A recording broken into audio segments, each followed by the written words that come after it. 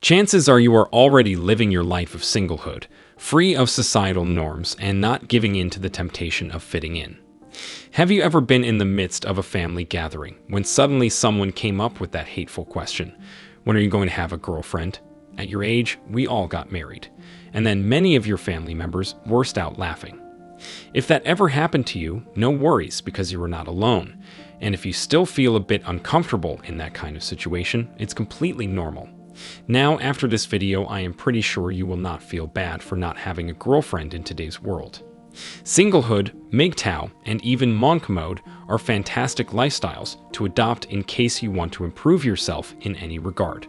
No matter what your family, society, or friends say about love and relationships, your well-being and happiness must be your top priorities.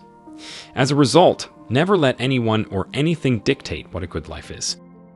Today, I am showing you why you should avoid modern women at all costs.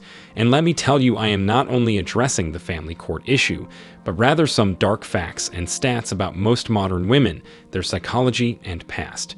Stay tuned because I am sure you will not feel behind in life for not having a partner. But before we go deeper, let me share the comment of the day. Shout out to Public Servant 30. He said, I turned 30 this year, lost 60 to 65 pounds, down 4 pant sizes / 2 shirt sizes, and got a new job. I am continuously working to be the best version of myself. Seeing men around me in relationships / marriages, they are nothing but miserable souls, which in turn want to make others around them miserable. This simply makes me want to just worry about myself and be happy and rich than miserable and poor. I am so glad you put it that way. You'd be surprised by how many guys still believe the happy wife, happy life narrative. It looks like, in contrast, you are on your way to bigger success and happiness. Man, I encourage you to keep working on yourself and enjoy your mgtow life. Please, Public Servant 30, don't forget to reach out to us by email to claim your $5. As usual, guys, I will pick one comment from each video. It may be the funniest, the most light, or one that touched me, so don't forget to leave a comment, and you may be our next winner. Now, back to the video. Before a Western woman runs her mouth, let me make this clear. Mgtow is not about oppressing women or telling them what to do.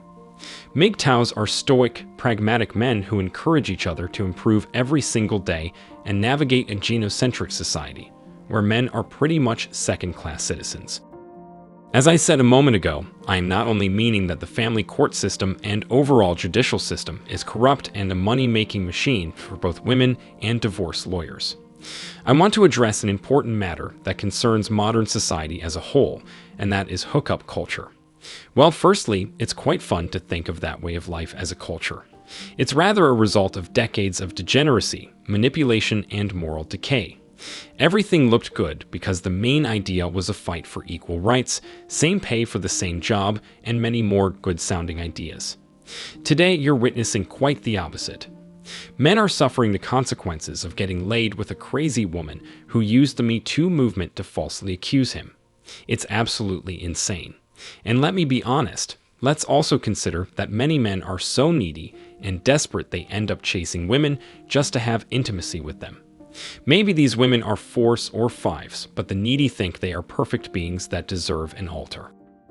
As a result, if you check the statistics, on average women have had a higher number of intimate partners in their life as opposed to men who in general have less intercourse. This last bit is the one I am talking about deeply today. I am not afraid of offending anyone, so here it comes. A woman's body count matters a lot because a person's actions will always define their present, just like their current habits will define their future results. I don't give a flying F about political correctness, honestly. Before I get into the details, here's an analogy. If you spend your days smoking and drinking, don't complain when you can't do 5 straight minutes of physical exercise. The same happens to women who mindlessly have intimacy and flings with men because it's fun. It's about time this myth is debunked. To most people I've talked to about body count, and from my own painful experience, it matters a lot. Divorce rate statistics and STD risk aside, being promiscuous is extremely unattractive to most people for 2 simple reasons. 1. People want to feel like they are someone special to their special someone. And 2. Nobody wants to risk getting cheated on. People will say, "My past does not define me." Sorry, but we are defined by our actions, and all of our actions are now in the past. If you go running, you are a runner. If you walk, you are a pedestrian. If you sleep around, you are a... Well, you guessed it, didn't you?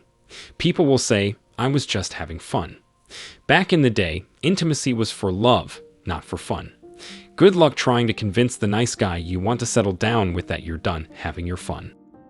I don't know anyone who has slept around that doesn't have something wrong with them. Daddy issues, mental illness, past abusive relationships, drug addiction, low self-esteem, etc. There is always an underlying reason. It is not a normal behavior. People who say they don't care about someone's past are either naive or have a past. They hope someone won't care about themselves. I know this all probably sounds harsh, but that is reality. And although the truth might be bitter, it shall make you free. As you can see, a woman's body count matters. All that follows is one-sided, dealing only with the number of partners a woman has had. The reason is, according to researchers, information from men regarding their numbers is unreliable. I find this hysterical given the joke, that's not a joke, that says, if you want to know the actual number of sexual partners, a man has had you take the number he tells you and cut in half. If you want the number for a woman, you take the number she tells you and multiply by 3. I was once having lunch with a male friend from France who told me that this exact joke was common in his country.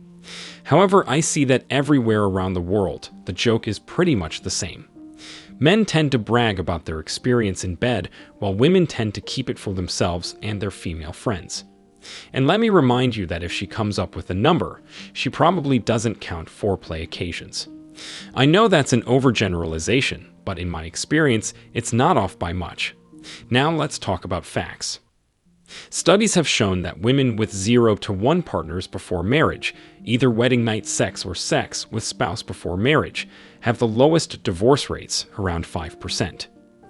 Women with exactly 2 partners, one before marriage and her husband, have the second highest divorce rate, 30%. It's assumed that having just 2 partners creates a comparison dynamic that puts the husband and the other man in competition sexually in the woman's mind. Women with 3, 4 to 5, and 6 to 9 partners before marriage have divorce rates of 27%, 25%, and 28% respectively. Women with 9+ partners before marriage have the highest divorce rate at 33%+. The Institute for Family Studies proves this. Feel free to check this article once you finish the video. Ladies, you are all absolutely free to do whatever and whoever you wish. However, every choice any of us makes has a consequence, good or bad.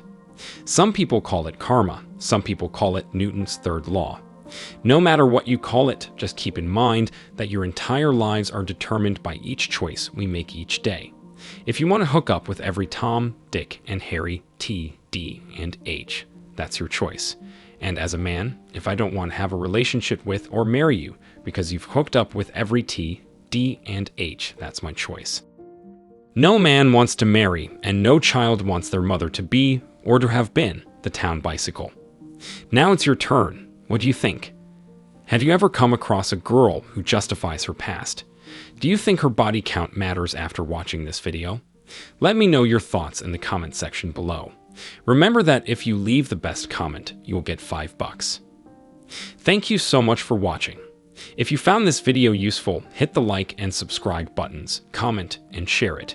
See you in the next video. Till next time.